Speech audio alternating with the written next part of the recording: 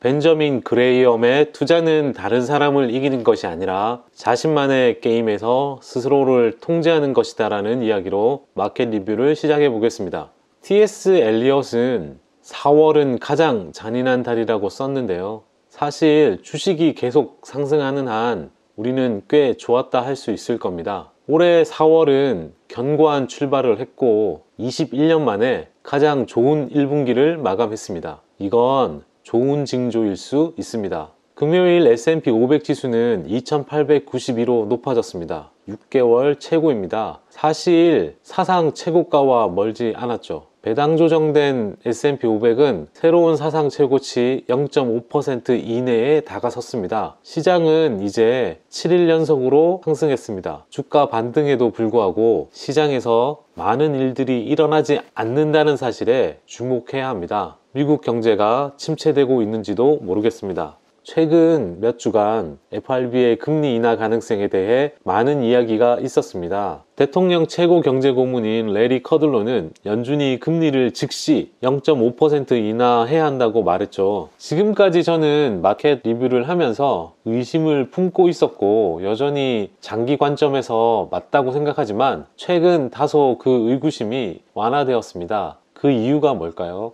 최근 경제 뉴스는 눈에 띄게 미지근해졌습니다. 두드러진 예로는 2월 고용보고서를 들 수 있을 것 같은데요. 2만 개 신규 일자리를 창출했는데 그것은 기대치보다 훨씬 낮은 것이었습니다. 당연히 3월 고용보고서는 좋게 나올 수밖에 없었죠. 그러나 주간 실업 수당 청구 건수는 올해 초에 약화되었고 정부 폐쇄와 맞물리면서 큰 소동을 일으켰죠. 물론 목요일 실업수당 청구 건수가 20만 2천 건으로 줄었다는 것을 알게 되었고 이는 1960년대 이래 가장 낮습니다. ADP 급여 보고서에 따르면 지난달에는 12만 9천 개의 민간부문 일자리가 창출되었다고 하는데 18개월 만에 가장 낮은 수치입니다. 2016년 12월 이후 처음으로 제조업 일자리가 줄어들었습니다. 세계적으로 성장이 둔화되면서 노동시장이 침체되기 시작했을 가능성이 있습니다. 이것이 금리 인하의 원인이 될 수 있습니다. 흥미로운 점은 수익률 곡선이 정확히 평평하지 않다는 점입니다. 오히려 그것은 한눈금 정도 높아 보입니다. 현재 6개월 채권 수익률은 3년보다 16베이시스 포인트 높습니다. 이는 매우 이례적인 일이며 채권 거래자들이 더욱 긴축 사이클에서 단기 금리 인하를 기대하는 경우에만 의미가 있습니다. 지난주 4분기 GDP 성장률 전망치를 2.6%에서 2.2%로 낮췄습니다. 기본적으로 4분기는 현재 확장 추세에 있습니다. 경제 회복은 그 길이와 굴곡의 속도에 주의해야 합니다. 이전 회복과 비교했을 때 현재의 회복은 특별히 강하지 않습니다. 이번 주 월요일 3월 ISM 제조업 지수는 55.3으로 2월에 54.2에서 증가했지만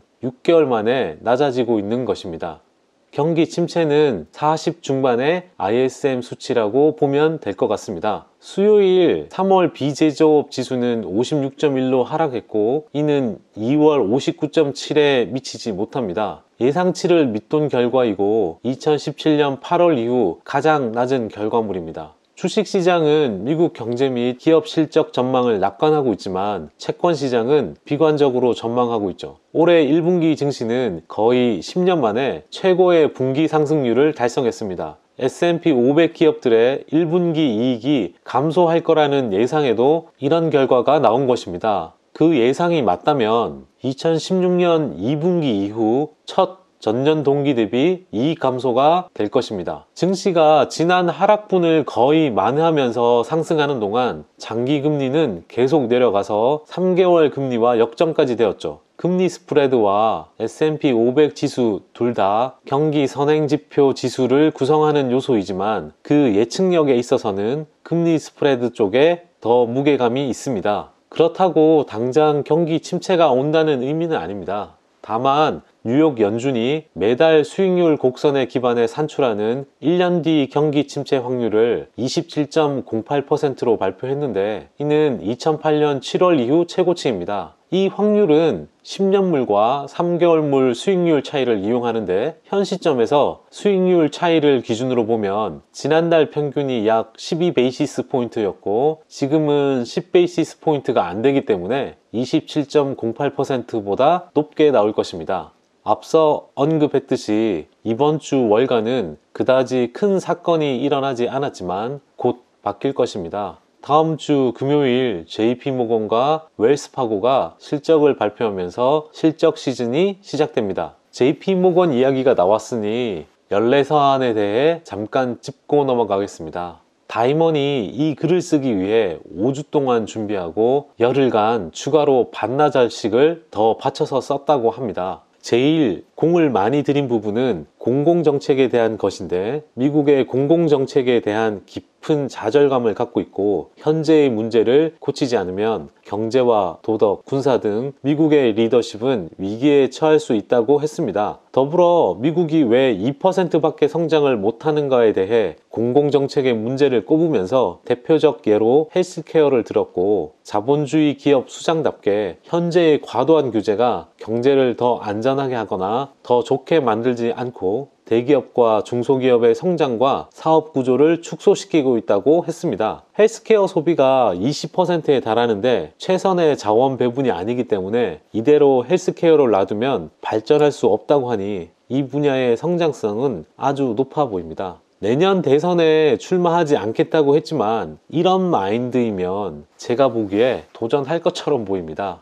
미국 대통령이 되면 만날 수 있는 사람들이 있는데요. 그들을 만나게 되면 지금의 생각이 바뀌지 않을까라는 생각도 해봅니다. 미국 경기 침체에 대해서는 잡음을 잊으라면서 실업률과 임금을 보면 리세션을 의미하는 게 아니라고 했지만 사람인지라 빠져나갈 구멍을 둬야 하기 때문에 항상 나쁜 상황을 대비해야 한다고 하면서 올해나 내년이 아닌 2022년쯤이 될 수 있다고 합니다. 이제 실적 시즌이 시작될 무렵에 낮아진 실적 가이던스의 물결은 지나간 것처럼 보입니다. 지난 9월 이래로 월가 애널리스트들은 올해 S&P 500의 예상 실적에 대해 5% 낮춘 167.80달러를 예상하고 있습니다. 애플과 에너지 섹터가 낮은 예상치의 핵심 이유였습니다. 분석가들은 지금 4.4%의 외형 성장과 9.8%의 실적 감소를 기대하고 있습니다. 이상으로 마켓 리뷰를 마치겠습니다.